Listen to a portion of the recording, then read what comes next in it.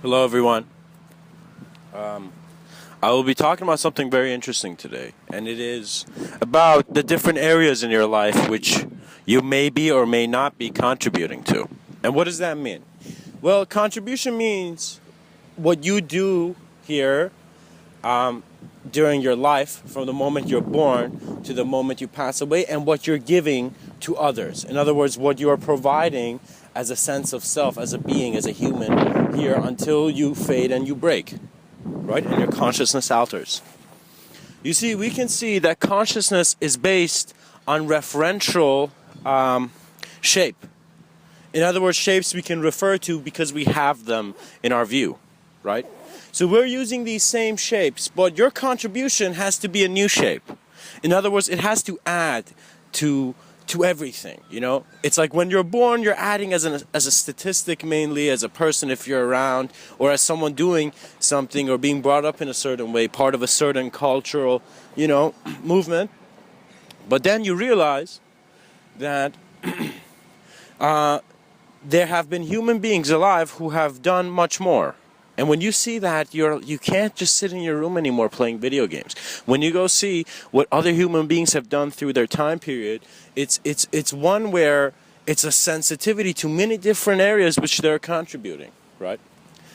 So at different ages and different states, we can contribute less. Sometimes we have to go through a very tough experience to be able to understand what we have been contributing or what we can contribute to if we really believe in ourselves, There's been this huge thing where in every cartoon I would see as a kid or any movie, it was all about belief. It's as if you had to believe in yourself to go do it, just believe, But they never said, what are you believing? Who's believing? These are things where they separate from they're the path less taken, less traveled by. These are the questions not a lot of people ask. Who is it that asking? Who is it that asking, right? Because when they ask it, they give an answer based on one of those known shapes. You're not trying to find a new shape, a new way of experiencing that idea. You see?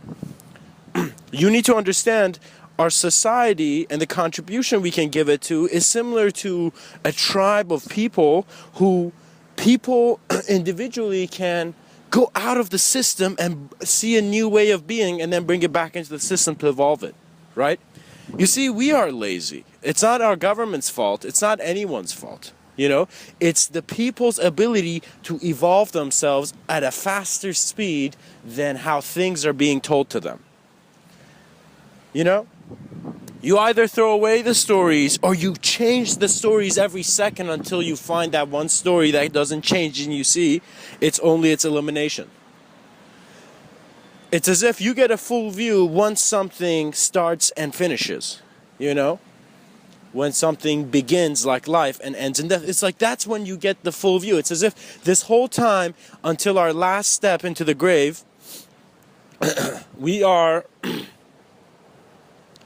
feeling our passing, and we still don't know. It's like we have that sense of unknowingness, uncertainty until we reach the end mark and we see, wait a minute, it's only until we've played the game till the end that we can know what kind of game we played and we can store it as a greater unit. You see, it as a greater unit of observance, I want you to visualize that. What if there was this possibility, just see it as a possibility for now, because it might be too much of a new shape of an idea, to present. But think of this possibility right now that after your life, let's say you've lived, let's say today was the day where you've lived all your life, and you don't need to even think about it, just visualize, just feel like, okay, I've done everything now, right? Once you realize that your eyes are closing and they're not opening in the same way, you realize you never were those eyes. You never had a stationary position, in a place where everything is moving and changing, right? There's an emptiness of stagnancy there. There's an emptiness of labels. When everything is changing. When the rug's being pulled out under you all the time instantly, then you realize you're not standing, really on the rug. You're always in this fluctuation. You see, the worst problem someone might find is unconscious fluctuation. Imagine getting on a roller coaster but you have no idea where it's heading, you know? Our lives may feel like this, but we need to understand that the feeling comes from how the system is being approached. You approach your own system of being, and there's a difference there. There's an elevation there. Guys, we need to have talks that are quality. What does that mean? That means if I want to, for example, know who an engineer is, we need someone at that peak level of achievement in their life to explain the whole experience. We need honest explanations of human experience. That's the first thing that humanity can do into reaching better places, because it's a misunderstanding of experience. That's why we're being deluded, because we don't know each other well. If every culture knew every other culture well, do you know what I mean? To a point that it could see through its eyes and it understands it, it's not that different from their own culture, because they're both cultures. Do you know what I mean? They're both labels on how human activity is progressing, right? And you see, it's like kind of like a slightly wake-up call that something pushes you and you realize, whoa, why am I playing with toys? Why am I doing activity that is not contributing to more of an eternal source?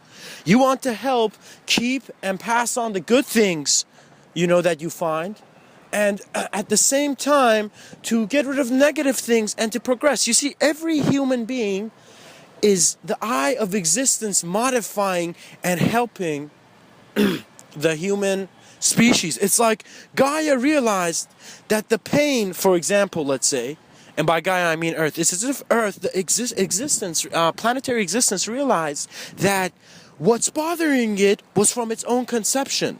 So it conceived a better human. It realized the answer to all of humans' problems, it's actually an overpopulation. Because once there's overpopulation, there is blending. And through blending, there is no judgment. Eventually, guys, in thousands and thousands of years, hopefully our cultures will mold and they will become one. It's as if we'll realize every single culture was just a different memory in the mind of man, in the mind of humanity. Right? And only when we have fully and capably acknowledged different levels of consciousness on our own planetary platform, it is only then that we may experience other platforms of beingness. You know, guys, it's not just humans here where you're walking. It's not just definitions here. There is life here, and that life is inconceivable by you in certain dimensions. So who are you in those dimensions?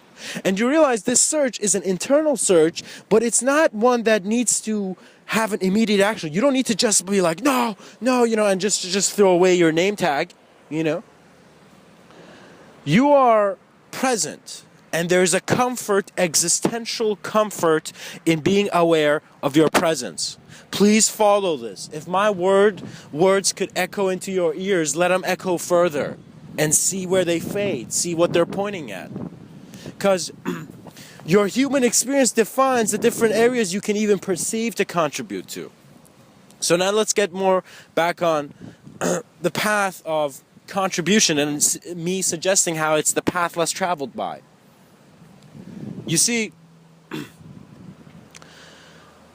eventually, from where we are now, we have the possibility, any human being has the possibility to both see a dystopia or a utopia of what happens here, right? But we realize such visions may feel they're necessary and crucial, but at the same time, we may feel the forces are too large for our individual self to touch the problem. And that's the problem. Let me tell you why. Because man must not be considering his problems individually.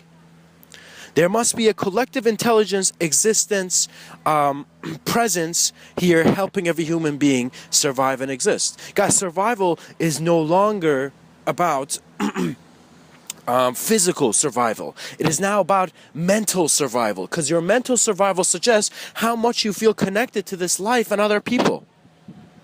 You need to realize that mental health, you're mentally starved. What does that mean? That means you don't know truth. But where are you? Why is your own experience believed to be an illusion? And so you must trust another juicier illusion. It is not about illusions. It is not about being trapped in a dream. Trust me, many people through the spiritual path have gone to that point where they're like, man, I'm trapped in a dream, bro. You know, it's that is that is unnecessary. We're not trapped in dreams. Okay? Because that approach actually traps you in a dream. If you think you're trapped in a dream, oh wait, you're actually too drastically shifting your steering wheel. We all have steering wheels. We're all being driven somewhere. That's where we find our drive. We see like, okay, everything in my life has prepared me for this moment. This is the direction I want to go. You know? You must go with the certainty of your past. Your past is meant not to be created to be judged or create judgment in the present. Your past is used or is created for you to become aware and more certain of your experience of the future. That is the purpose of the past. The purpose of the future for now is like that waterfall that keeps pushing the stream, but we don't know. You know, we don't know what's pulling us, but your sense of future self is what's pulling you. And you realize that our contributions can change our dimensional presence. And what that means, and I'm sorry guys, this is very hard to explain because I don't think anyone's ever explained this subtlety in thought, I guess, as the way I'm doing it, because I haven't found someone doing it, so I'm doing it, right? We see that we can contribute experientially in a selfless manner where we're not eluded by a trapped idea, which is an idea of a self. You see, when you observe your sense of self, as your observation amplifies, it's just the more you're thinking about this question, the more answers you begin to see. So pretty much the biggest problems are ones where you haven't thought about or you haven't looked deeply into enough. Problems are landscape, they're scenery. When a problem comes in, you can see it. And when you can see it, you can have that innate knowing of what's the problem. You know the answer. You see, it's as if our minds are designed to not give the answer like, you know, in a robotic way. It's just like when we naturally observe the whole thing, we can make a better answer. So you see, observe the whole thing. And how do you observe the whole thing? Well, you see, after you've observed any object, there's the moment you're observing. And so the moment becomes valuable because it is allowing you to be more heart-centered and work with an existential intelligence that you were unaware of before, because your awareness was trapped in the idea of someone having to be aware or someone trapped in a dream. It's the stories we tell ourselves that suggest how trapped we are. And that sense of entrapment limits us in this life. You must not have a sense of entrapment. You must be comfortable to talk about anything, you know.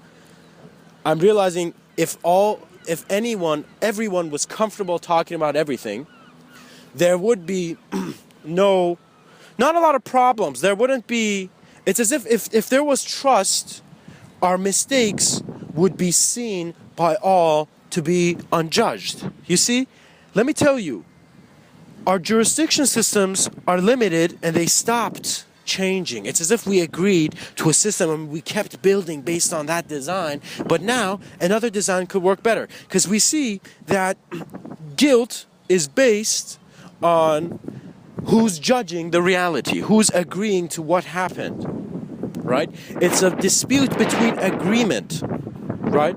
Because a lot of times when some people do things where they're insensitive to, let's say they hurt someone, they're not aware. You know, it's as if like the result of it was not real for them, so they didn't do it. One of the greatest things you can do for yourself is to have a great real sense of the ideas you get and stop calling them ideas actually at the same time. I'm using it based on, you know, language purposes here. But don't limit them to a shape. The origin, the source of the creativity you get and the ideas you have is meant to be unknown, so stop trying to figure it out or trying to make yourself more creative. It is simply a point in your self-recognition that you just realize that you were the answer to everything, so you just do. you just create. And guys, when I did this, I realized the next time I became creative, it was as if I had such trust in my hands that I didn't need to even think about or know about what I was drawing. I just let it happen, you know? Guys, self-allowance is spiritual because it reaches a point where your attention is experiencing more through an observer than that which is observing.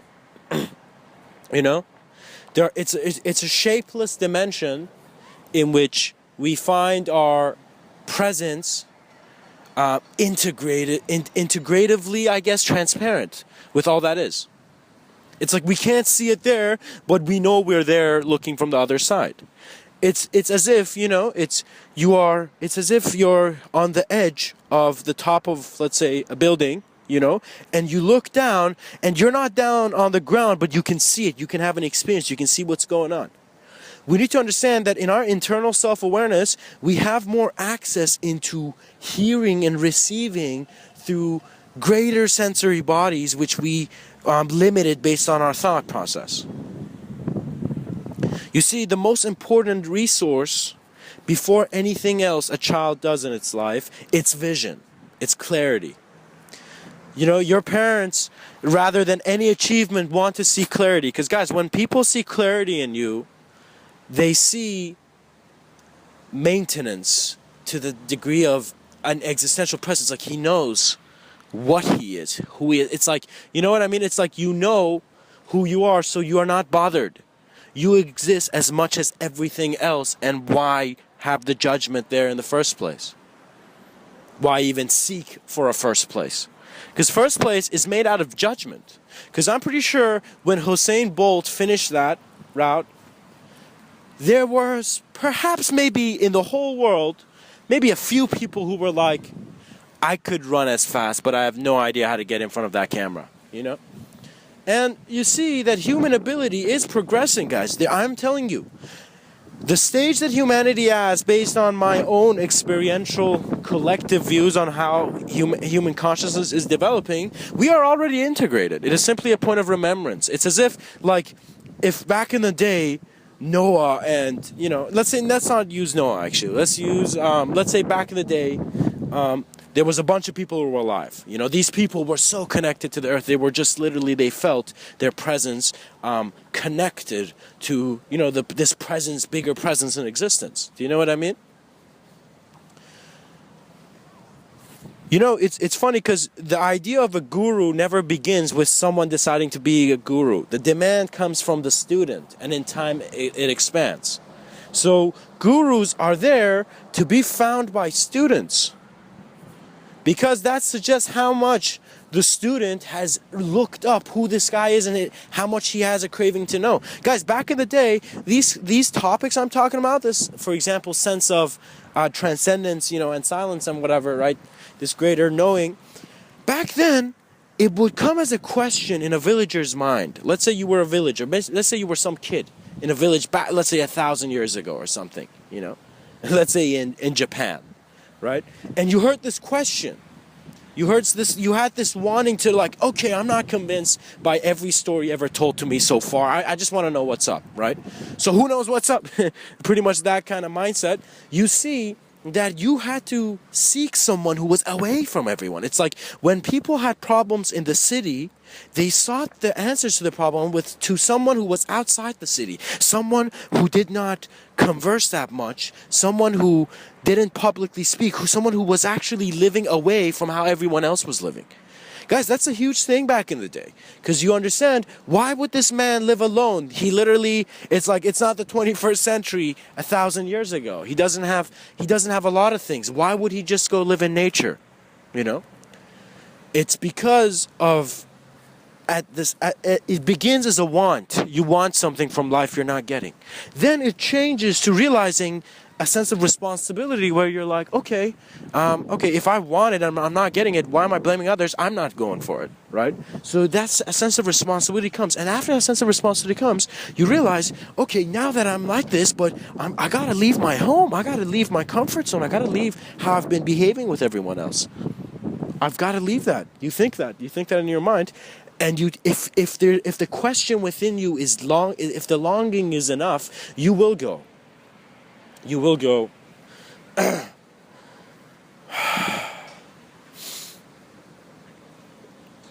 You will be pulled by your greater sense of love and awe. When I say awe, it's like there's an unknown quality to it.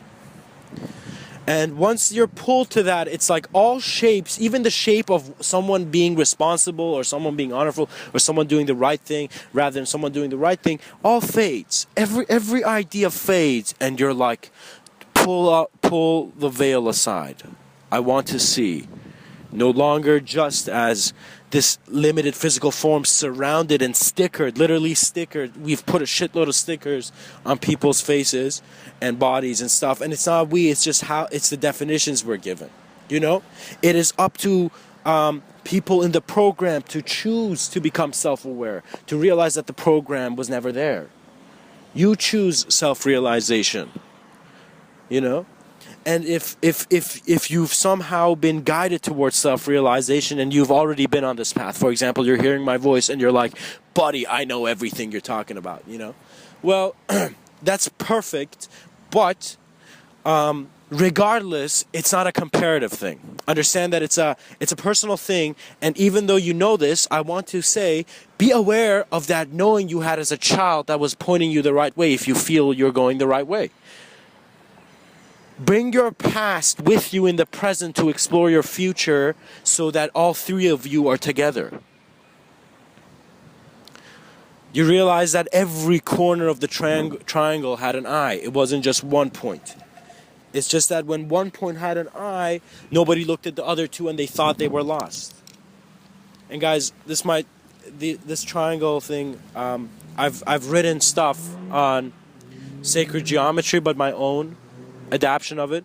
And what sacred geometry means is like when you look at geometry and you see it in ways that are not common. They're actually maybe perhaps not accepted by collective views because they haven't even been communicated to collective views. You know, it's pretty much that when we become that guy, that guru who left, that wise man who left the city, when we're in that level, we realize our thinking is elevating, and the reason we become healthier is because we're not choosing the same problems before. It's as if that sense of the problematic version of you is no longer there, right? But you got to make this step and you got to make this leap. For example, I didn't have this. The younger you are, I think the better it is to be aware of what ideas really are and how much they should affect you. Because I realized that for me, I was actually still kids are being brought up, you know, but for me, it was on the verge where I think it was the tryout of the first programming, you know, subliminal programming for kids, right? I think it was the beginning, and I realized that it doesn't matter how many ideas someone gives you, there is a longing inside each person that is your own natural existential GPS system to your greater purpose. There's this longing in you, and it begins from a question that thinks it's close to that longing, but that longing is like an unshaped question, but you're always seeking it, you're always going for it, right? Guys, when you appreciate the moment, you realize that your purpose is present in the moment. It's as if my life purpose is my voice right now. You know? And then it can fluctuate into anywhere, because when we use language, we're pretty much using our imagination to create context and meaning. What is agreement? It is shaped imagination that both parties see. You know? Shaped imagination, agreed by others, is reality.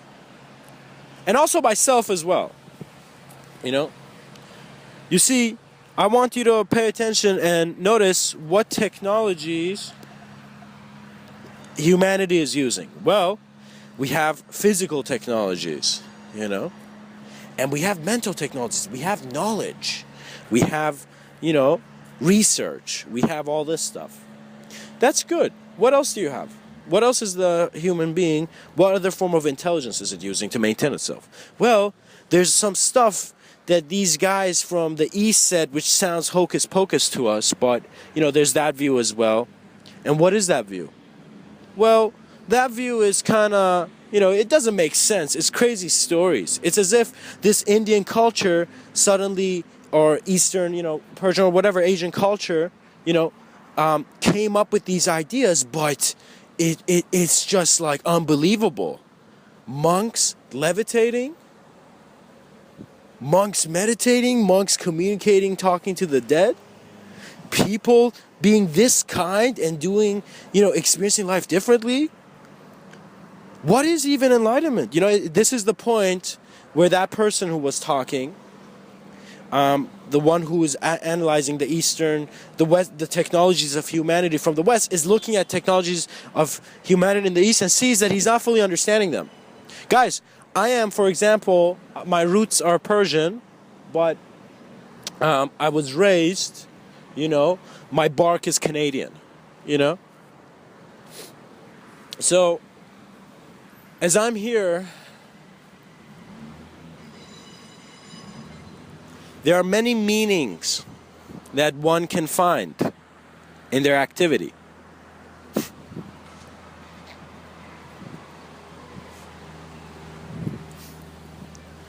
You know, it's as if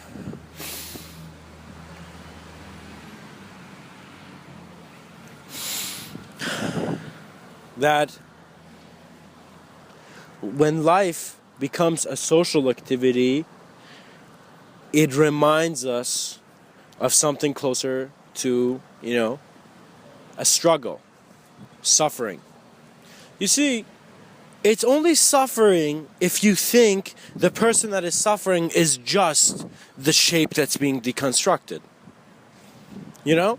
It's like when something's being deconstructed, if you could also see the hand that's also reconstructing something else with that awareness and energy, it's very beautiful. You don't get bothered by change. I mean, guys, I don't know what level of emotion are you now, right? But do you know how many people are dying every day? How many people are leaving this physical system and we don't know about it? You see, because we fear death. And because we fear death, we limit our thinking.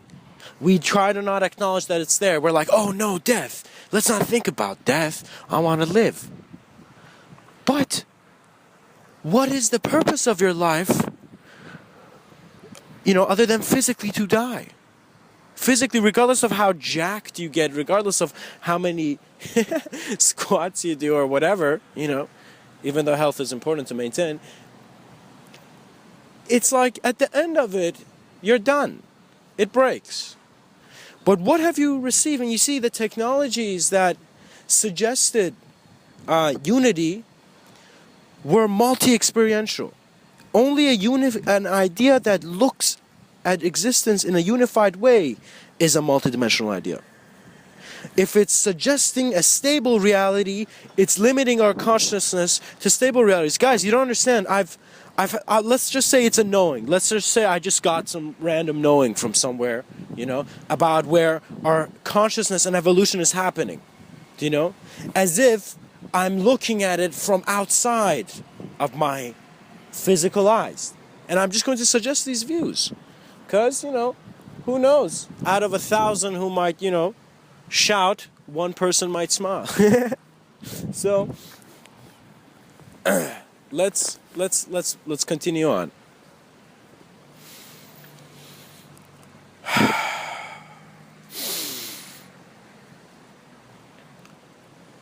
When looking at the East, the West realizes that it has not been sensitive to its humanness, to its being, to its shape. So Western views are insensitive existentially because people are not healthy. People are not mentally healthy. It's like there's a lot of clutter. There's a lot of distortion in that area in regards to your sensitivity to your body and to your being and to your presence. Let's call it presence. Remember, your presence is your own view on how much you're present in this existence. You see, there are people whose presence does not no longer limit, you know, their physical body. It's the presence of the moment. It's like this greater communication where when they ask you a question, it's life answering back. It's existence answering back. And you see that presence knows its freedom outside of any idea, outside of any body, and in that chaotic, formless, you know, opening, see that the hands of man were always in his eyes. And so I hope,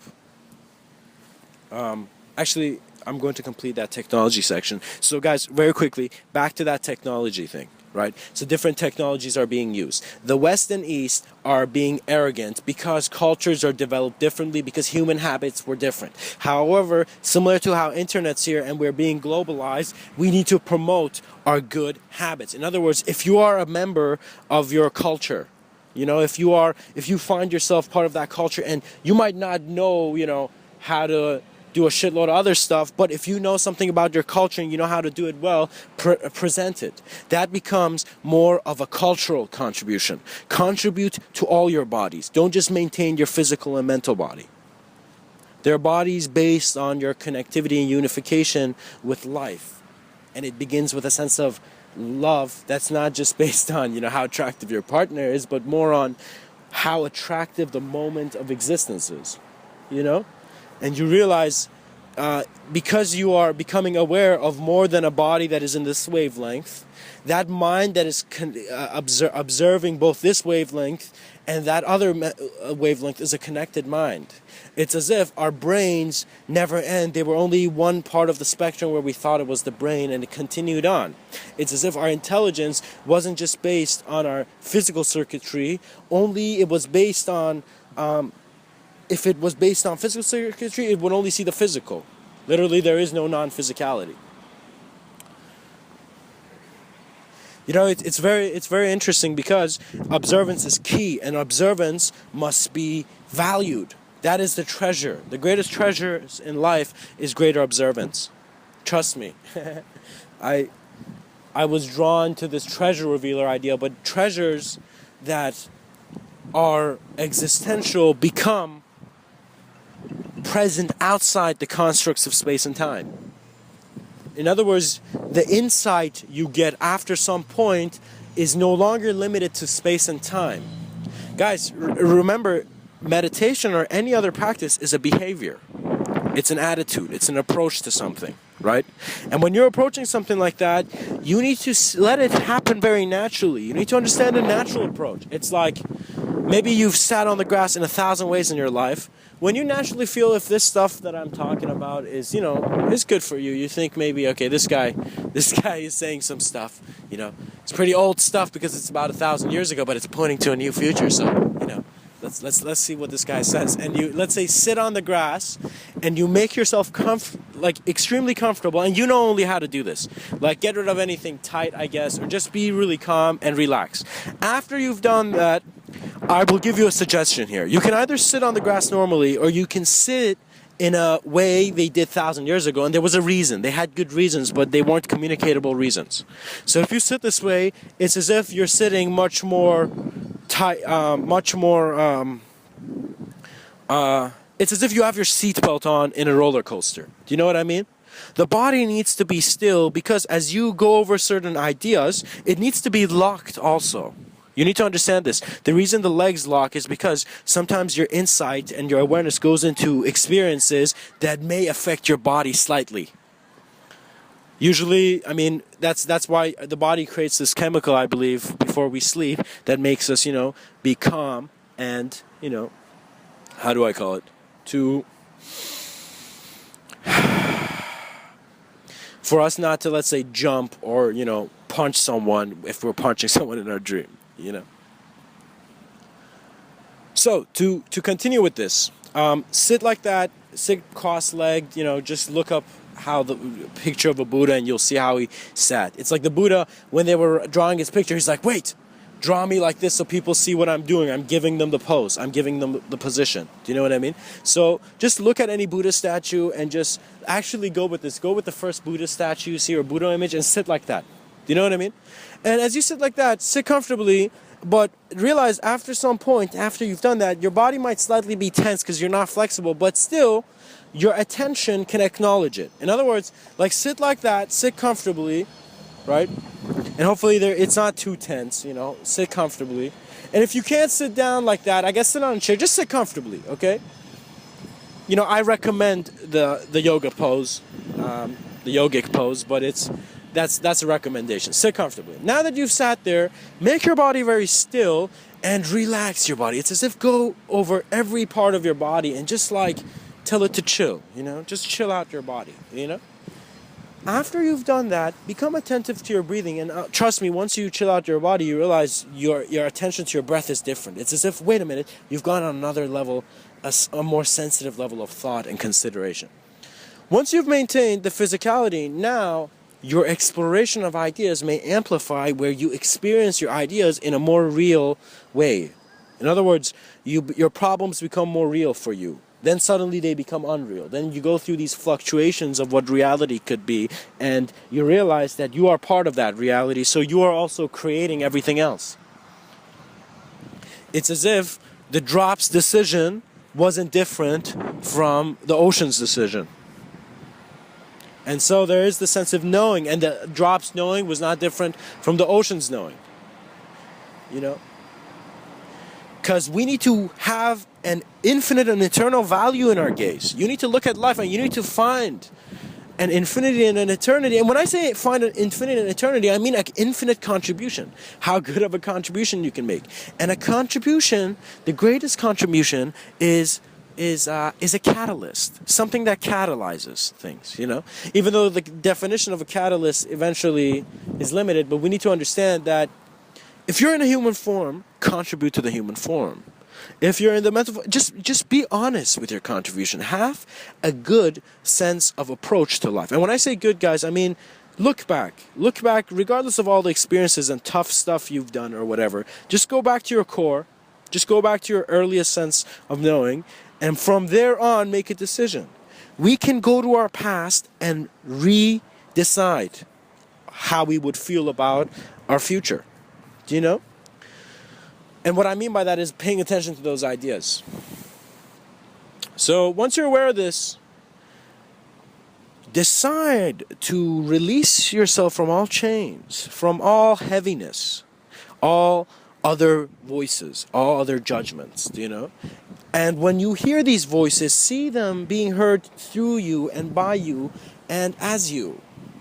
Because this is how the yogic eye was opened.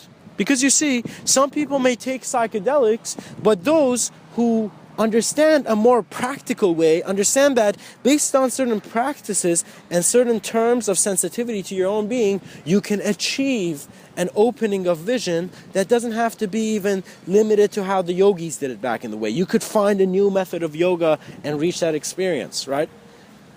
And that's the beauty of all those people who come into this life with a knowing that they need to make a great contribution to consciousness. The biggest contribution is consciousness, and you see the greatest thing you can do is by not being a bad influence on others' consciousness. And what that means is that you don't hurt, kill, or attack any form. You actually let all the forms be there, but you see this formless presence. You acknowledge these things through a formless presence of knowing that we both exist and we're alive and we're humanity. Because you need to see that once you do that, once there's this formless acknowledgement that we all exist and we love to exist, and it doesn't matter regardless of our disputes, there is this greater platform. It's as if the first declaration of human rights should be that the human is made of the greatest love he can see and is guided towards that greater purpose. It's as if all these human rights we weren't given. I mean, I don't want to say weren't given, because many people have given ideas on ways to live. I mean, gosh, me talking about this stuff is giving ideas to people, right? But it's not about ideas, actually. It's about the practical sense of experience, because sometimes you might do something and you might be left in just an unnecessary view. What does that mean? It means, for example, if you're, let's say, it's pretty much like a, how would I say this? It's as if you, being born, you don't like the story of yourself so far, so you rethink another story, right? But you need to understand, no, you don't discard your past. You don't say, I wasn't this kid, I'm this kid. You don't do that. You don't have that mentality. You actually acknowledge your past. You find your past. You find all the mistakes and you relook at them. You re-look at the mistakes in your life completely. And you look at them so deeply that you're also seeing in the eyes of those who you've hurt. And when that happens, you realize that you were insensitive. And in your insensitivity, you were destroying the mental growth of many because they were not aware, because we were trapped in ideas. A name is given, but you are not the name. A noun is given, but there is no noun. There's only now. Forget the nouns. Look at now. This should probably be, on a shirt, on a T-shirt. I actually feel it should be on my T-shirt right now, but mine's completely black. So, Anyways, so these technologies are important to be aware of, and it requires your sensitivity to life. Because you see, guys, if you're given insensitive stories, you will behave insensitively.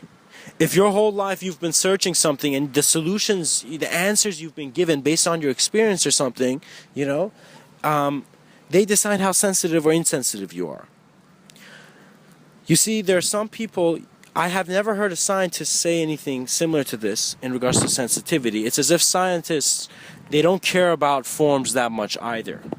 It's as if they're really ruled by theories because you don't take care of the body in the most perfect and sensitive way.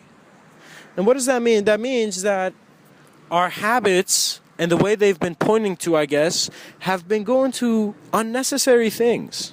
It's as if the past was like, no, the youth is going towards something that's so unnecessary. Why? So wisdom is important. You need to, I guess, see how elevated you are and how elevated you can be. This is your life. This is your moment. And regardless of my voice rather being here or not being here, rather me saying or not saying these words, that sense of knowing you have of what you need to do in life and how to adjust yourself, you know it. Follow it and just go through with it and just trust that the next moments are going to be beautiful, and also be open to the unknown. Be open to change. Be open to having something completely change. Because you cannot be stuck in the same habits and suddenly have a change in space. Experience gives you vision, and then you can gravitate towards the peak of that vision by looking always at the peak. It's like you're not climbing the mountain because of, let's say, just one step.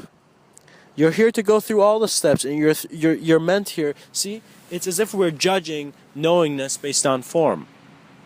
We're not judging form based on knowingness. It's as if when forms are in a certain way, we have agreement, and then we have the advancement that we call our higher education.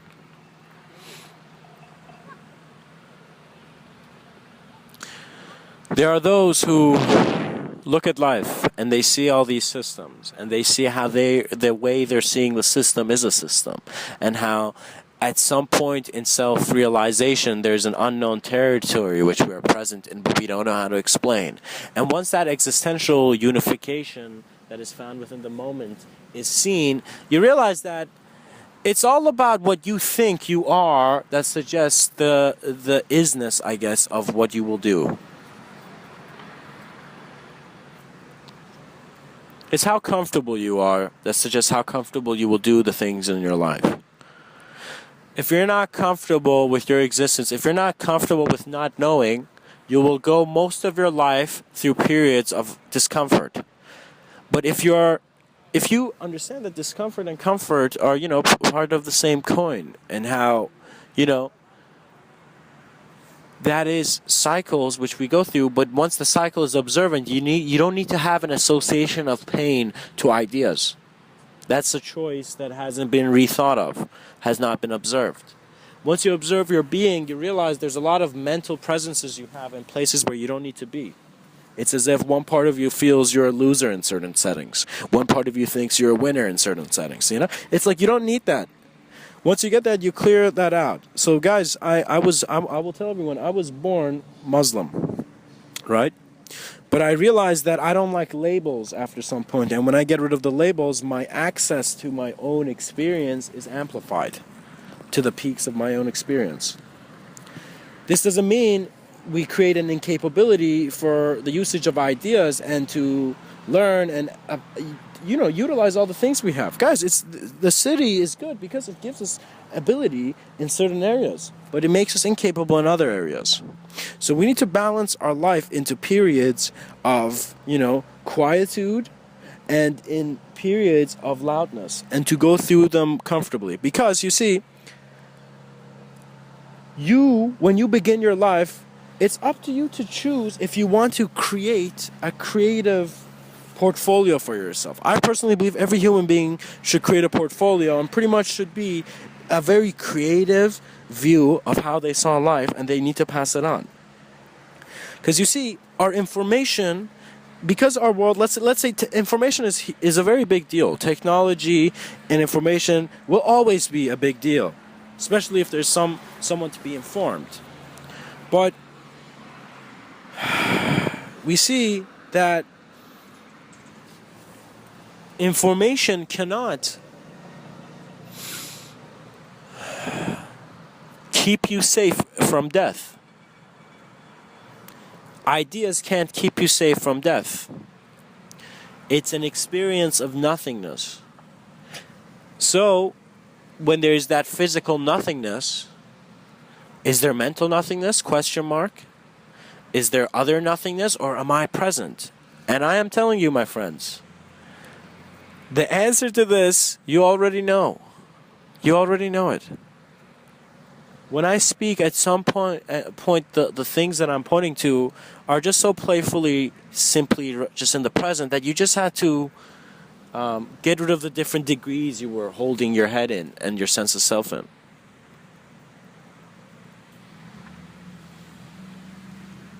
The judge's hammer is heavy, and there's no need to hold it in your hand. You're not trying to be a builder in a limited range. You are a multi-dimensional creator. You are a multi-dimensional artist. You are a multi-present, I don't even know, whatever you like to call. Just you are a very collective being. And don't think you're separate from others, because trust me, once you see in an instant the ability that someone has, the ability humanity has, you see it has such an ability in regards to recreating its reality. You know, it's as if once you go through a lot of, hardship, you're like, all right, it's not that hard anymore. I mean, God, I've been through worse. And it's like that tougher skin is already there, right? So the practice of meditation is kind of like that, getting that tougher skin. In other words, you make mistakes when in whatever you do. I made mistakes in my communication at certain times, and I realized it's like I had to keep the guilt of a limited self. It's as if back then the reason I made those decisions was because I didn't have this understanding that I have now. So why am I judging myself in the past? I just didn't know back then.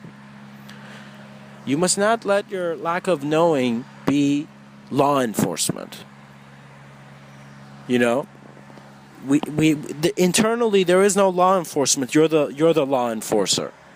And so why even enforce a law? Just be present in the creation that is, and seek your highest joy, which works within the abstract intelligence of your heart, which is keeping you here, one beat at a time.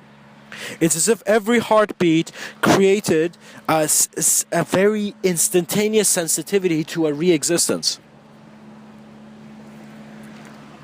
Humanity is the machine that remembered it was never a machine. The human body is meant to break and fade. So if it's meant to break and fade, we are not that presence. We are beyond that because we can observe beyond that presence. If you are, let's say, a little kid and you do something you've never done, after you do it, you feel you've grown. You feel like now you can do it. It's as if once you've gone through pain, you understand that you don't have to always smile. But you realize that regardless of the pain, I still dictate the type of dictatorship I think my ideas are here in this life. You see, in a selfish world, we cannot have a democracy. How can we? In a world where I see people throwing stuff in the trash and people grabbing onto things and grabbing things, it's a selfish. The human being, its mental system is being run with a selfish program. It needs to be run with a selfless program.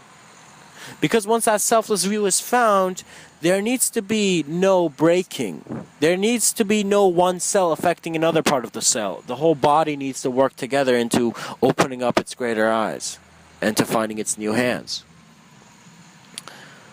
For me, Starlight is always an inspiration because it just shows how much I don't know. But at the same time, it shows that the things that I don't know are always looking at me, and they have their attention. It's as if existence has its attention on you. But you're choosing how aware you are. And the more aware you are, you see that life works in helping you, actually. There's no confusion that confusion that needs to be here. You don't need to fuse different cons and wonder about what you would be doing if you weren't doing that, if you weren't looking that way. The first place you begin to get comfortable with change and to explore your existential technologies is by experiencing change when your body's completely still. Experiencing noise when you've already heard the silence in the morning, early morning. And then working with that level of alertness, because it does have an effect. Our choices affect our reality because they create them. So your greatest choices comes from your greatest knowing that is within you. That is the recognition of Mr. Within. That internally we adjust our views of the world and then choose to sprout in magnificent ways. And when I say sprout, I'm using natural imagery. Because nature never lies. Because it doesn't have time to lie. It doesn't have the space to lie. It is, and the lie is created in our mind. We decide whether we're honest or dishonest. We decide whether we are bad or good. We decide if we're harmonious or disharmonious. And now it is a time for you to really look at how you can be harmonious, how you can be a benefit to this life that you're living in.